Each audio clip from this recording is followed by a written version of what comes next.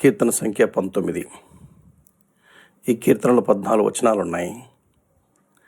ఈ కీర్తనను 3 భాగాలుగా విడగొట్టాను. మొదటి భాగం మొదటి 6 వచనాలు, రెండవ భాగం 7 నుంచి 11 వరకు, మూడో భాగం 12 నుండి 14 వరకు. మొదటి భాగంలో ఆకాశములు దేవుని మహిమను వివరించుచున్నవి, అంతరిక్షము ఆయన చేతి పనిని ప్రచురపరచుచున్నది. పగటికి పగలు బోధ చేయుచున్నది, రాత్రికి రాత్రి జ్ఞానము తెలుపుచున్నది. వాటికి భాష లేదు, మాటలు లేవు, వాటి స్వరం వినపడదు. వాటిలో ఆయన సూర్యునికి గుడారం వేసెను. అతడు తన అంతఃపురములో నుండి బయలుదేరు పెళ్లి కుమారుని వలె ఉన్నాడు.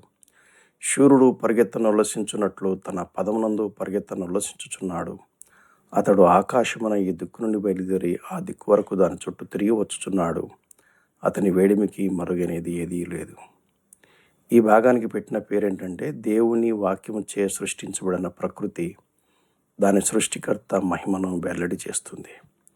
నోటి మాట ద్వారా దేవుడు కలుగు చేసిన అద్భుతమైనటువంటి ఆశ్చర్యకరమైనటువంటి సృష్టి దేవుని మహిమను వివరిస్తుందట. అపొస్తలుడైన పౌలు రోమాపత్రిక 1వ అధ్యాయం అంటాడు, దేవుడు కలుగు చేసిన ఈ సృష్టిని ఆలోచించినప్పుడు దేవుని యొక్క దివ్య శక్తి, దేవుని యొక్క దైవత్వము మనకు అర్థమవుతుందంట. తద్వారా మనం దేవుణ్ణి ఆరాధించే వారంగా ఉంటాం. రెండవ భాగం 7 నుండి 11 వరకు. యెహోవా నియమించిన ధర్మశాస్త్రం యథార్థమైనది, అది ప్రాణమును తెప్పరిల్ల చేయును. యెహోవా శాసనము నమ్మదగినది, అది బుద్ధిహీనులకు జ్ఞానం పుట్టించును. యెహోవా ఉపదేశములు నిర్దోషమైనవి, అవి హృదయమును సంతోషపరచును. యెహోవా ఏర్పరిచిన ధర్మము నిర్మలమైనది, అది కనులకు వెలిగించును. యెహోవా ఎందైన భయము పవిత్రమైనది, అది నిత్యం నిలుచును.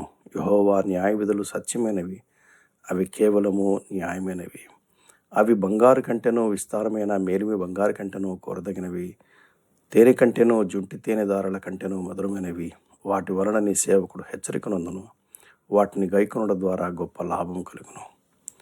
ఈ భాగంలో దేవుని వాక్యాన్ని పర్యాయ పదాలుగా పరిపరి విధాలు వాడడం జరిగింది. ధర్మశాస్త్రం అన్నాడు, శాసనం అన్నాడు, ఉపదేశములు అన్నాడు, ధర్మం అన్నాడు, న్యాయ విధులు అన్నాడు. సామ్ నంబర్ 119లో అనేక విధాలుగా ఈ వాక్యాన్ని గురించినటువంటి కోణాలు, డిఫరెంట్ డైమెన్షన్స్, అనేక కోణాలుగా దేవుని వాక్యం చెప్పడం జరిగింది. అది హీబ్రూ సిస్టమ్ ఆఫ్ పోయిట్రీలో ఎలా ఉంటుందంటే, పర్యాయ పదాలుగా వాడతారు. ఓ ట్రూత్ చెప్పదలుచుకున్నప్పుడు దాన్ని అర్థం చేసుకోవడానికి పరిపరి విధాలుగా ఎక్స్ప్లెయిన్ చేస్తారు. దేవుని వాక్యమే అయితే ఒక్కొక్క దాని గురించి మనం కొంచెం ధ్యానం చేస్తే దాని భావం చాలా లోతుగా మనకు అర్థమవుతుంది. ధర్మశాస్త్రం అన్నాడు, యథార్థమైందన్నాడు. శాసనం అన్నాడు, నమ్మదగిందన్నాడు. ఉపదేశం అన్నాడు, నిర్దోషమైందన్నాడు. ధర్మం అన్నాడు, నిర్మలమైందన్నాడు. న్యాయ విధులు అన్నాడు, సత్యమైన అన్నాడు. ధర్మశాస్త్రం ప్రాణమును తెప్పరల చేస్తుందట. శాసనము బుద్ధిహీనులకు జ్ఞానం పుట్టిస్తుందట. ఉపదేశములు హృదయాన్ని సంతోషపరుస్తాయట. ధర్మము కనులకు వెలిగిస్తుందట. న్యాయ విధులు కేవలము న్యాయమైనయట. ఇవి శ్రేష్టమైన బంగారం కంటే చాలా కోరదగింది అని అంటాడు, చాలా విలువైంది అంటాడు. ఇది తేనె కంటే చుంటి తేనె తరల కంటే చాలా మధురమైంది అంటాడు. వీటిని ఏం చేయాలంటే ఆయన సేవకులైన వారు ధ్యానం చేయాలి, దాని గురించి ఆలోచించాలి, తీర్మానాలు చేయాలి, హెచ్చరిక పొందాలి. అప్పుడు గొప్ప లాభం కలుగుతుందట. యేసుప్రభు వారు యోహాను సువార్త 5వ అధ్యాయం 39 అన్నాడు, మీరు పరిశోధిస్తున్న ఈ లేఖనాలే నన్ను గురించి తెలియజేస్తున్నాయి అంటాడు. అందుకనే ఈ భాగానికి పెట్టిన పేరు పరిశుద్ధాత్మ ప్రేరేపణ ద్వారా రచయితలు రచించిన బైబిల్ గ్రంథం యేసుక్రీస్తు మహిమను వెల్లడి చేస్తుంది. మొదటి భాగంలో ప్రకృతి దేవుని మహిమను వెల్లడిపరుస్తుంది. రెండవ భాగంలో దేవుని వాక్యం యేసుక్రీస్తు మహిమను వెల్లడిపరుస్తుంది. మూడో భాగం 12 నుండి 14 వరకు. తన పొరపాట్లు కనుగొనగలవాడెవడు? నేను రహస్యంగా చేసిన తప్పులు క్షమించి నన్ను నిర్దోషినిగా తీర్చు. దురభిమాన పాపంలో పడకుండా నీ సేవకుని ఆపుము. వాటిని నన్ను ఏలనీయకము. అప్పుడు నేను యథార్థవంతుడనై అధిక ద్రోహం చేయకుండా నిందారహితుడనవుదును. యెహోవా నా ఆశ్రయదుర్గమా, నా విమోచకుడా, నా నోటి మాటలను నా హృదయ ధ్యానమును నీ దృష్టికి అంగీకారములగునుగాక. తన పొరపాట్లు అంటాడు, ఆ తర్వాత రహస్యంగా చేసిన తప్పులు అంటాడు, ఆ తర్వాత దుర్మాన పాపములు అంటాడు, ఆ తర్వాత అధిక ద్రోహం అంటాడు. వీటి నుంచి తప్పించమని, క్షమించమని, కాపాడమని కోరుతున్నాడు. చివరికి కీర్తనకారుడు యొక్క ఉద్దేశం ఏంటంటే, నా నోటి మాటలు నా హృదయ ధ్యానము నీ దృష్టికి అంగీకారములు గాక. మొట్టమొదట మానవుడు పొరపాటు చేస్తాడు, ఎర్రర్ చేస్తాడు. వాటిని వెంటనే సరిదిద్దుకోవాలి. చేయకపోతే అవి రహస్యంగా అండర్ గ్రౌండ్లో ఎవరికి తెలియకుండా వాటిని ప్రాక్టీస్ చేయడం జరుగుతుంది. దాన్ని రహస్యంగా చేసిన తప్పులు అన్నాడు. అది కూడా సరి చేసుకోకపోతే ఆ పాపం అలవాటైపోతుంది. అది పబ్లిక్గా ఓపెన్గా పాపం చేస్తారు. వాటిని దురభ్మాన పాపం అంటారు. అది కూడా సరి చేసుకోకపోతే ఆ పాపం చివరికి ఏం చేస్తుందంటే అతన్ని పరిపాలిస్తుంది, అధిగమిస్తుంది, అధిక ద్రోహం చేస్తుంది, చివరికి చస్తాడు. అది యాకోబు పత్రిక 1వ అధ్యాయం అంటాడు. మొట్టమొదట ఏమవుతుందంటే దురాశ గర్భం ధరించి పాపం కనును, పాపము పరిపక్వమై మరణానికి అంటుందని.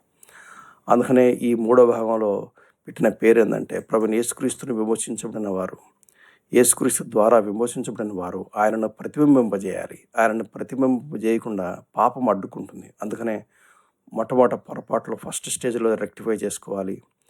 అప్పటికి ఆపకపోతే అది రహస్యంగా మనం పాపం చేసేవాళ్ళం అవుతాం. అప్పటికి ఆపకపోతే పబ్లిక్గా పాపం చేస్తాం. అప్పటికి ఆపకపోతే పాపమునికి బానిసయ్యి అధిక ద్రోహం చేస్తాం, తిరుగుబాటు చేస్తాము, అపోస్టసీ లెవెల్కి వెళ్ళిపోతాం. గ్రేట్ ట్రాన్స్గ్రెషన్ అన్నారు. అందుకని అలా కాకుండా యేసుక్రీస్తు యొక్క మహిమను వెల్లడిపరచాలని కీర్తనకారుడు కోరాడు. సముద్రము జలములతో నిండి ఉన్నట్లు లోకము యెహోవాను గూర్చిన జ్ఞానంతో నిండియుండును అని ఈ కీర్తనకు పేరు పెట్టడం జరిగింది. దేవుని యొక్క ప్రణాళిక అది. ఆదికాండం 1వ అధ్యాయంలో అదే అన్నాడు. ఆదామవ్వల్ని వారిని ఆశీర్వదించాడు. ఆశీర్వదించేమన్నా అంటే మీరు ఫలించండి, మీరు అభివృద్ధి పొందండి, భూమిని నిండించండి అన్నాడు. భూమిని దేంతో నిండించాలి? సముద్రము జలములతో నిండి ఉన్నట్లు యెహోవాను గూర్చిన జ్ఞానంతో నిండి ఉండాలి అని కనీసం లేఖనాల్లో 3-4 సార్లు రాయబడింది. దేవుని పోలిక చేత సృష్టించబడిన వారి చేత ఈ లోకం నిండాలి. కానీ ఆదాము పోలికలో ఉన్నవాళ్ళు ఈ భూమిని నిండించారు. కనుక ప్రతి వ్యక్తి అంటే ఆయన సేవకులైన వారు ఏం చేయాలంటే ఈ లేఖనాలని ప్రేమించడం ద్వారా, లేఖనాన్ని ధ్యానం చేయడం ద్వారా, లేఖనాన్ని జీవితంలో అన్వయించుకోవడం ద్వారా, ఆయన పోలికలోనికి అంచెలంచెలుగా మార్చబడడం ద్వారా క్రీస్తును ప్రతిబింబింపజేయాలి, ఆయన మహిమను వెల్లడి చేయాలి. Thank you. God bless you.